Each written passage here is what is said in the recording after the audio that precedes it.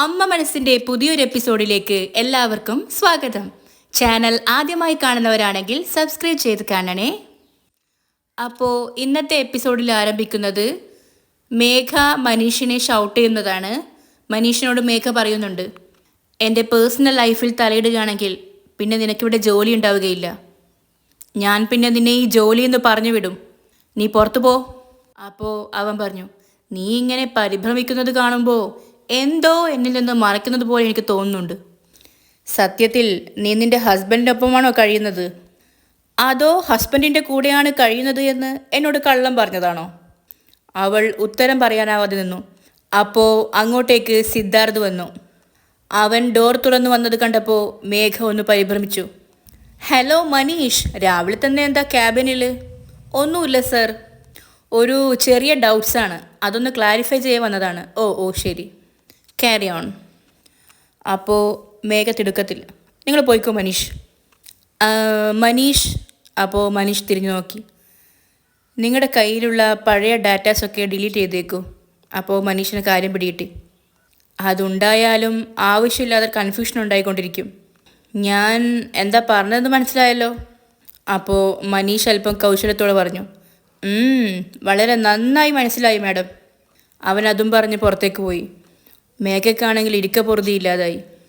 സിദ്ധാർത്ഥ് ആകട്ടെ അവളെ നോക്കി എന്തൊക്കെയോ ആലോചിച്ചുകൊണ്ടിരുന്നു. അവളപ്പോൾ സംശയം തോന്നാതിരിക്കാൻ അവനോടൊന്ന് ചിരിച്ചു എന്ന് ഉറപ്പുവരുത്തി.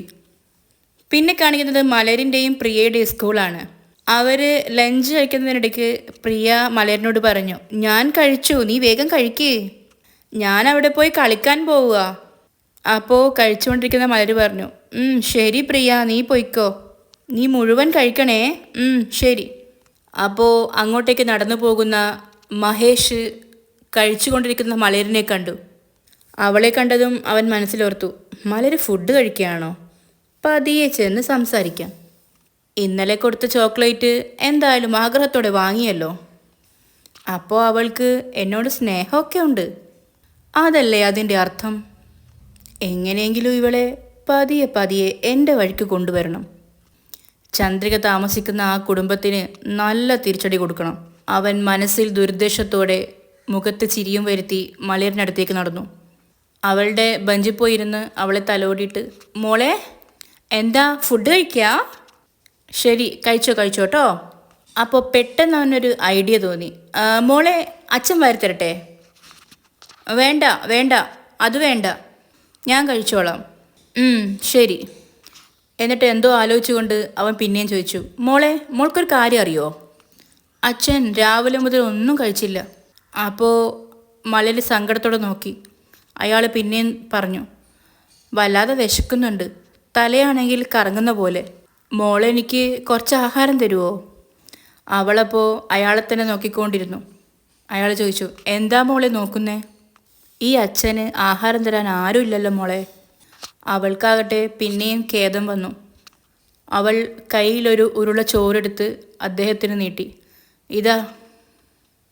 അവൻ കൈ നീട്ടി അതിലേക്ക് ചോറ് വെച്ചു കൊടുത്തു. അവനപ്പോൾ കയ്യിൽ ചോറും വെച്ച് ഒരുപാട് നേരം നോക്കി നിന്നു. അപ്പോൾ അവൾ പറഞ്ഞു, വിശക്കുന്നു എന്നല്ലേ പറഞ്ഞേ, വേഗം ചോറ് കഴിക്ക് എന്ന് തലയാട്ടി അവൻ ആ ചോറ് വാങ്ങിക്കഴിച്ചു. എന്നിട്ട് മലരിനോട് പറഞ്ഞു, മോളെ ഭക്ഷണം സൂപ്പറായിട്ടുണ്ട്. മോള് തന്നതുകൊണ്ട് ആണോന്നറിയില്ല, അച്ഛൻ്റെ വയറും മനസ്സും ഒരുപോലെ നിറഞ്ഞു. അവൾ അത് കേട്ട് ഒരു ഉരുള ചോറും കൂടി അച്ഛന് നേരെ നീട്ടി. അയാൾ സന്തോഷത്തോടെ അത് വാങ്ങിക്കഴിച്ചു. കഴിച്ചുകൊണ്ടിരിക്കെ അവൻ മനസ്സിലോർത്തു, അത് കലക്കി. സ്നേഹം കൊണ്ട് ഇവളെ വശത്താക്കാൻ ബുദ്ധിമുട്ടാണെന്ന് കരുതി, പക്ഷേ വളരെ ഈസി ആയിട്ട് ഇവൾ എൻ്റെ വഴിക്ക് വന്നു. മലരാകട്ടെ പിന്നെയും ചോറെടുത്ത് അച്ഛൻ്റെ നേരെ നീട്ടി പറഞ്ഞു, ഇതാ കഴിച്ചോ. അയാൾ അതും വാങ്ങി കഴിച്ചുകൊണ്ട് പറഞ്ഞു, മോളെ അച്ഛന് മതി, ഇനി മോള് കഴിച്ചോ. എനിക്കും മതി, ഇനി നിങ്ങൾ കഴിച്ചോ. രാവിലെ മുതൽ ഒന്നും കഴിച്ചില്ലെന്നല്ലേ പറഞ്ഞേ? കഴിച്ചില്ലെങ്കിൽ എന്തു പറ്റും? തല ചുറ്റി വീണു പോകും. ഇതാ കഴിച്ചോ എന്ന് പറഞ്ഞ് അവളുടെ ലഞ്ച് ബോക്സ് അച്ഛന് നേരെ നീട്ടി. അയാൾ സ്നേഹത്തോടെ നോക്കി ആ ചോറ് കഴിച്ചു. അവളുടെ മുഖത്താകട്ടെ വളരെ ദയ വന്നു. പിന്നീടത് സ്നേഹമുള്ള നോട്ടമായിട്ട് മാറി. അയാൾ കഴിച്ചുകൊണ്ടിരിക്കെ പറഞ്ഞു, മോളെ അച്ഛന് മതി, ഇനി മോള് കഴിച്ചോ. പെട്ടെന്ന് ഭക്ഷണം അയാളുടെ ഉച്ചിയിൽ കയറി. അവൾ പെട്ടെന്ന് അവളുടെ വാട്ടർ ബോട്ടിലെടുത്ത് നീട്ടി പറഞ്ഞു, ദാ കുടിക്ക്. അയാൾക്കത് കണ്ട് സന്തോഷവും സ്നേഹവും വന്നു. എന്നും പറഞ്ഞ് അവൾ വാട്ടർ ബോട്ടിൽ നീട്ടി. കുപ്പി നീട്ടിയ മലരെ നോക്കി മഹേഷ് മനസ്സിലോർത്തു, ശരിക്കും ഇവൾ സ്നേഹമുള്ളവളാ. ഈ സ്നേഹം വച്ച് ചന്ദ്രികയും ഇവളെയും ഞാൻ പിരിക്കും, നോക്കിക്കോ. എന്നിട്ട് അവളോട് ചിരിച്ച് അവളുടെ വാട്ടർ ബോട്ടിൽ വാങ്ങി അതിൽ നിന്ന് വെള്ളം കുടിച്ചു. എന്നിട്ട് അയാൾ മലരെ നോക്കി പറഞ്ഞു, ശരി മോള് കഴിച്ചോ, അച്ഛൻ പോയിട്ട് വരാം. അപ്പോൾ മലര് പോയിട്ട് വാ, ടാറ്റ എന്ന് പറഞ്ഞ് പുറകു തിരിഞ്ഞ് അവളെ നോക്കിക്കൊണ്ടിരുന്നു. ചിരിച്ചു. അവളും അച്ഛനെ നോക്കിക്കൊണ്ടേയിരുന്നു. കാര്യം നേടിയ സന്തോഷത്തിൽ അയാളും ചിരിച്ചു കൊണ്ടുപോയി. പിന്നെ കാണിക്കുന്നത് ഓഫീസാണ്. ഓഫീസിൽ ചന്ദ്രിക വർക്ക് ചെയ്തുകൊണ്ടിരിക്കുകയാണ്. മറ്റുള്ള സ്റ്റാഫുകളും എല്ലാം നല്ലോണം വർക്ക് ചെയ്തുകൊണ്ടിരിക്കുകയാണ്. അപ്പോൾ അങ്ങോട്ടേക്ക് മാനേജർ വന്നു. അയാൾ ചന്ദ്രികയോട് ചോദിച്ചു, എന്താ ചന്ദ്രികയെ പറഞ്ഞ വർക്കൊക്കെ കൃത്യമായി ചെയ്തുവോ? ഇല്ല സാർ, വർക്ക് ചെയ്തുകൊണ്ടിരിക്കുകയാണ്. അപ്പോൾ അയാൾ, വർക്ക് തീർന്ന ഉടനെ സിദ്ധു സാറിനോട് അപ്രൂവൽ വാങ്ങി എനിക്ക് അയച്ചേക്ക്. Okay sir. ആ ശരി എന്നും പറഞ്ഞുകൊണ്ട് അയാൾ പോയി. അവൾ പിന്നെയും ഭംഗിയായി വർക്ക് ചെയ്തുകൊണ്ടിരിക്കെ അവൾക്കൊരു കോൾ വന്നു. അനു ആയിരുന്നു അത്. അവൾ, എന്താ അനു? അപ്പോൾ അങ്ങേ തലയ്ക്ക് നിന്ന്, എന്താ ഓഫീസിലായിരുന്നോ? ആ അതെ, ഓഫീസിലാണ് ഉള്ളത്. എന്താ പെട്ടെന്ന് വിളിച്ചത്? അപ്പോൾ അനു, വെറുതെ ഞാൻ വിളിക്കില്ലല്ലോ, ഒരു പ്രധാനപ്പെട്ട കാര്യം പറയാനുണ്ട്, അതിനാ വിളിച്ചത്. എന്താ കാര്യം? അപ്പോൾ പെട്ടെന്ന് അനു പറഞ്ഞു, ഷോപ്പിങ്ങിന് പോയാലോ എന്ന് ഞാൻ അദ്ദേഹത്തോട് ചോദിച്ചു. പെട്ടെന്ന് സിദ്ധു ഓടി വന്നു. അത് കേട്ട് ചന്ദ്രിക ഒന്ന് അന്താളിച്ചു പോയി. അപ്പോൾ പിന്നെയും അനു, എനിക്ക് വിശ്വസിക്കാനേ പറ്റിയില്ല. അറിയോ, ഞാനിപ്പോൾ അദ്ദേഹത്തോടൊപ്പം മോളിൽ ഷോപ്പിങ്ങിലാണ്. അന്താളിച്ചു കൊണ്ട് ചന്ദ്രിക പിന്നെയും ചോദിച്ചു, വെറുതെ ഓരോന്ന് പറയല്ലേ അനു, സിദ്ധു സാറ് നിൻ്റെ കൂടെ ഷോപ്പിങ്ങിന് വരുമെന്നോ? ഉറപ്പായും വരില്ല. അദ്ദേഹം എത്രമാത്രം ബിസി ആയിട്ടുള്ള ആളാണെന്നറിയോ? അപ്പോൾ ഞാൻ പറഞ്ഞത് നിനക്ക് വിശ്വാസമായിട്ടില്ല. ശരി, വിശ്വസിക്കണ്ട. നീ സിദ്ധു സാറിനോട് നേരിട്ട് തന്നെ ചോദിച്ചോ. പിന്നെ മറ്റൊരു കാര്യം, ഞങ്ങൾ രണ്ടുപേരും ഷോപ്പിംഗ് കഴിഞ്ഞ് നേരെ റെസ്റ്റോറൻറ്റിലേക്ക് പോവുകയാ. ഇന്ന് ലഞ്ച് സിദ്ധു സാറിൻ്റെ കൂടെയാ. പിന്നെയും ഉത്സാഹത്തോടെ അവൾ പറഞ്ഞു, ഞാൻ നൈറ്റ് വിളിച്ച് ബാക്കിയുള്ള വിശേഷങ്ങൾ പറയാം. Okay bye. അനു കട്ടാക്കിയപ്പോൾ ചന്ദ്രയ്ക്ക് എന്തോ ഒരു പരിഭ്രമം പോലെ വന്നു. അവൾ മനസ്സിലോർത്തു, ഇതെന്താ സിദ്ധു സാറിൻ്റെ കൂടെ ഷോപ്പിംഗ് ചെയ്യുവാണെന്ന് പറയുന്നു? സിദ്ധു സാർ ഇവളെ വിളിച്ചാലൊന്നും അങ്ങനെ പോവില്ലല്ലോ. ചിലപ്പോൾ വെറുതെ തമാശക്ക് പറഞ്ഞതായിരിക്കും. കുറച്ചു നേരം കഴിഞ്ഞും അവൾക്ക് ഇരിപ്പുറക്കാഞ്ഞപ്പോൾ കുറച്ച് ഫയൽസും കൊണ്ട് സിദ്ധു സാറിൻ്റെ ക്യാബിനിലേക്ക് പോയി നോക്കി. അവിടെ ആകട്ടെ അനു പറഞ്ഞത് വിശ്വസിക്കാൻ തക്ക വണ്ണത്തിൽ സിദ്ധു അവിടെ ഉണ്ടായിരുന്നില്ല. ചന്ദ്രിക മനസ്സിലോർത്തു, സിദ്ധു സാറിനെ കാണുന്നില്ലല്ലോ, അദ്ദേഹം ഇതുവരെ ഓഫീസിൽ വന്നില്ലേ? അവൾ അനു പറഞ്ഞത് പിന്നെയും ഓർത്തു.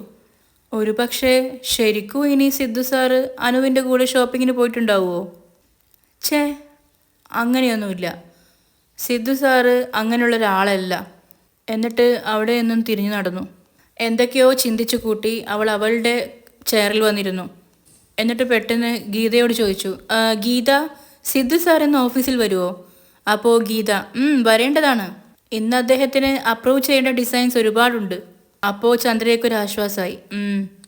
അപ്പോൾ ഗീത പറഞ്ഞു, അദ്ദേഹം വരാനാണ് ഞാനും വെയിറ്റ് ചെയ്തുകൊണ്ടിരിക്കുന്നത്. അപ്പോൾ ചന്ദ്രികയുടെ ഫോണിലേക്കൊരു കോൾ വന്നു. നേരത്തെ ഡിസൈൻസ് ഓക്കെ ആയോ എന്ന് ചോദിച്ച മാനേജറായിരുന്നു അത്. ചന്ദ്രിക, ഡിസൈൻസൊക്കെ സിദ്ധു സാറിനെ കാണിച്ച് അപ്രൂവൽ വാങ്ങിയോ? അപ്പോൾ അവൾ പറഞ്ഞു, സിദ്ധാർത്ഥ് സാർ ഇതുവരെ ഓഫീസിൽ വന്നിട്ടില്ല സാർ. അല്ല ചന്ദ്രികയെ, ക്ലയൻസ് എന്നെ വിളിച്ചുകൊണ്ടിരിക്കുക, അതാ ഞാൻ ചോദിച്ചത്. സിദ്ധാർത്ഥ് സാർ വന്ന ഉടനെ സിദ്ധു സാറിനെ കാണിച്ച് അപ്രൂവൽ വാങ്ങിയിട്ട് സാറിനെ ഞാൻ കാണിക്കാം. ഓക്കെ ചന്ദ്രിക. അവൾ കോൾ കട്ട് ചെയ്ത് പിന്നെയും ആലോചിച്ചു, ഇത്രയും ലൈറ്റായിട്ടൊന്നും സിദ്ധു സാർ ഓഫീസിൽ വരാറില്ലല്ലോ. ഇപ്പോൾ എവിടെയാണ് ഉള്ളതെന്ന് ഒന്ന് ഫോൺ ചെയ്ത് ചോദിക്കാം. അപ്പോൾ മറുതലക്കൽ നോട്ട് റീച്ചബിൾ എന്ന് കേട്ടു. ഇതെന്താ നോട്ട് റീച്ചബിൾ എന്ന് പറയുന്നേ? അവൾ പെട്ടെന്ന് ഗീതയോട് ചോദിച്ചു, ഗീത, ഫോണിൽ നോട്ട് റീച്ചബിൾ എന്ന് പറഞ്ഞാൽ എന്താ അർത്ഥം? എവിടെയോ സിഗ്നൽ ഇല്ലാത്ത സ്ഥലത്താണ് എന്നാണ് അർത്ഥം. അപ്പോൾ ചന്ദ്രികയുടെ മനസ്സിൽ പിന്നെയും സംശയം വന്നുകൊണ്ടിരുന്നു. അവൾ പിന്നെയും ആലോചിച്ചു, സിഗ്നൽ ഇല്ലാത്ത സ്ഥലമോ? ഒരു പക്ഷേ സിദ്ധു സാറ് അനുവിൻ്റെ കൂടെ ഷോപ്പിങ്ങിന് പോയിട്ടുണ്ടാവുമോ? ചേച്ചേ, അങ്ങനെയൊന്നും ഉണ്ടാവില്ല. അവൾ തന്നെ സ്വയം മനസ്സിനെ പറഞ്ഞു തിരുത്തി. എങ്കിലും അവൾക്ക് ഇരിക്കപ്പുറത്ത് കിട്ടിയില്ല. പിന്നെയും ആലോചിച്ചു കൂട്ടി. ഈ നേരമെങ്കിലും സിദ്ധു സാറ് വരേണ്ടതാണല്ലോ. പോയി നോക്കാം. അവൾ അപ്രൂവൽ ചെയ്യേണ്ട ഫയലും കൊണ്ട് പിന്നെയും സിദ്ധുവിൻ്റെ ക്യാബിനിലേക്ക് പോയി. അപ്പോഴും സിദ്ധുവിൻ്റെ ചെയറിൽ അവനുണ്ടായിരുന്നില്ല. പക്ഷേ മേഘയുടെ ചെയറിൽ മേഘ ഉണ്ടായിരുന്നു. അവൾ വിളിച്ചു, ചന്ദ്രികയെ. എന്താ ചന്ദ്രികയെ, എന്താ കാര്യം? ഡിസൈൻസ് എല്ലാം അപ്രൂവൽ വാങ്ങണം, അതിനുവേണ്ടി സിദ്ധു സാറിനെ കാണാൻ വന്നതാ. ഓ അങ്ങനെയാണോ? സിദ്ധു സാറ് ഓഫീസിലേക്ക് വരുമോ മേഘ? സിദ്ധു ഇതിനോടകം ഓഫീസിൽ വരേണ്ടതാണ്, പക്ഷെ ഇതുവരെ വന്നില്ലല്ലോ. പിന്നെ ആലോചനയോടെ ചന്ദ്രിക മേഘയോട് ചോദിച്ചു, സിദ്ധു സാറ് വേറെ എവിടെയെങ്കിലും പോകുമെന്ന് പറഞ്ഞിരുന്നോ? അങ്ങനെയൊന്നും പറഞ്ഞില്ല. നിൽക്ക്, ഞാനൊന്ന് സിദ്ധുവിനെ വിളിച്ചു നോക്കട്ടെ. അവൾ കോളെടുത്ത് വിളിച്ചു നോക്കി. പക്ഷേ അങ്ങേ തലക്കൽ സ്വിച്ച് ഓഫ് എന്നാണ് കേട്ടത്. എന്നിട്ട് അവൾ ചന്ദ്രയോട് പറഞ്ഞു, സിദ്ധുവിൻ്റെ ഫോണ് സ്വിച്ച് ഓഫ് ആണല്ലോ. സ്വിച്ച് ഓഫ് ചെയ്തിട്ട് സിദ്ധു എന്ത് ചെയ്യണമെന്ന് അറിയില്ലല്ലോ. ചന്ദ്രിക ആദ്യോടെ ഓരോന്ന് ചിന്തിച്ചു. എന്നിട്ട് പറഞ്ഞു, ശരി മേഘ, ഞാൻ പിന്നീട് വരാം. അവൾ തൻ്റെ ചെയറിലിരുന്നു കൊണ്ട് പിന്നെയും ചിന്തിച്ചു, ഒന്നുകൂടി അനുവിനെ വിളിച്ചു നോക്കാം. ഫോൺ വിളിച്ചപ്പോൾ അവിടെയും സ്വിച്ച് ഓഫ് ആയിരുന്നു. അപ്പോൾ പിന്നെയും ഇതെന്താ, രണ്ടുപേരുടെയും ഫോൺ സ്വിച്ച് ഓഫ് ആണല്ലോ. ഒരു പക്ഷേ ശരിക്കും രണ്ടുപേരും ഷോപ്പിങ്ങിന് പോയോ? അനു പറഞ്ഞതൊന്നും സത്യമായിരിക്കില്ല. സമയം ക്ലോക്കിൽ 2:50 എന്ന് കാണിച്ചു. ചില സ്റ്റാഫുകൾ ഡ്യൂട്ടി കഴിഞ്ഞ് വീട്ടിലേക്ക് പോകാനൊരുങ്ങി. ചന്ദ്രിക പിന്നെയും ഫോണെടുത്ത് വിളിച്ചു നോക്കി. എന്നാൽ വീണ്ടും സ്വിച്ച് ഓഫ് എന്ന് തന്നെയാണ് കേട്ടത്. അവൾക്ക് ആദ്യ കയറി. അവൾ പിന്നെയും ചിന്തിച്ചു, അനുവിനെ ഒന്ന് വിളിച്ചു നോക്കിയാലോ. അതും സ്വിച്ച് ഓഫ് എന്ന് തന്നെയാണ് കേട്ടത്. ചന്ദ്രികയുടെ ഈ ഇരിപ്പ് ഗീത ഇങ്ങനെ നോക്കി നിന്നു. അവൾ പിന്നെയും വിളിച്ചുകൊണ്ടിരുന്നു. സ്വിച്ച് ഓഫ് എന്ന് തന്നെയാണ് കേട്ടത്. അവൾക്ക് ആകെ നിരാശ വന്നു. അപ്പോൾ ഗീത ചന്ദ്രികയോട് ചോദിച്ചു, എന്താ ചന്ദ്രികയെ, നല്ല ടെൻഷനായിട്ടുണ്ടല്ലോ. ഡിസൈൻസിന് അപ്രൂവൽ വാങ്ങണം, സിദ്ധു സാറിൻ്റെ ഫോണാണെങ്കിൽ സ്വിച്ച് ഓഫും, അതാ. അപ്പോൾ ഗീത പറഞ്ഞു, ഇന്നിനി സാർ ഓഫീസിൽ വരുമെന്ന് തോന്നുന്നില്ല, നാളെ വാങ്ങാം, വാ വീട്ടിലേക്ക് പോവാം. നീ പൊയ്ക്കോ ഗീത, ഞാൻ കുറച്ചു നേരം കൂടി വെയിറ്റ് ചെയ്തിട്ട് പിന്നെ വരാം. എന്നാൽ ഞാൻ ഇറങ്ങുവാണേ, ബായ് എന്നും പറഞ്ഞ് ഗീത ഇറങ്ങി. അങ്ങനെ ഓരോരുത്തരായിട്ട് ഇറങ്ങിപ്പോയി. സ്റ്റാഫ് റൂമിൽ ചന്ദ്രിക മാത്രമായി. അവൾ ക്ലോക്കിൽ നോക്കിയപ്പോൾ 4:25. നിരാശയോടെ പോകാൻ വേണ്ടി അവൾ ബാഗിൽ എല്ലാ സാധനങ്ങളും അടുക്കി പെറുക്കി വെച്ചു. അപ്പോൾ പെട്ടെന്ന് അങ്ങോട്ടേക്ക് സിദ്ധു കയറി വന്നു. എന്താ ചന്ദ്രികയെ, വീട്ടിലേക്ക് പോകുവാണോ? അതെ സർ. ഓക്കെ. ചന്ദ്രിക ആകട്ടെ മടിച്ചു കൊണ്ട് പറഞ്ഞു, ചോദിക്കുന്നത് കൊണ്ട് തെറ്റിദ്ധരിക്കരുത്, രാവിലെ സാർ എങ്ങോട്ടാണ് പോയത്? അപ്പോൾ കുറച്ച് കൗശലത്തോടെ അവൻ പറഞ്ഞു, അത് അല്ല, അനു നിന്നോടൊന്നും പറഞ്ഞില്ലേ? അപ്പോൾ അത് കേട്ട് ചന്ദ്രിക സ്തംഭിച്ചു പോയി. പിന്നെയും കുസൃതിയോടെ സിദ്ധാർത്ഥ് പറഞ്ഞു, അല്ല, ഷോപ്പിങ്ങിന് പോകണമെന്ന് അനു കുറേ ദിവസമായി പറയുന്നു, അതുകൊണ്ട് ഞാനിന്ന് അവളെയും കൂട്ടി ഒന്ന് ഷോപ്പിങ്ങിന് പോയി. ചന്ദ്രികയുടെ മുഖത്താവട്ടെ പരിഭവം പ്രകടമായി. അപ്പോൾ ഇന്നത്തെ എപ്പിസോഡ് ഇവിടെ തീരുകയാണ്. അടുത്ത എപ്പിസോഡ് കുറച്ച് പറയാം.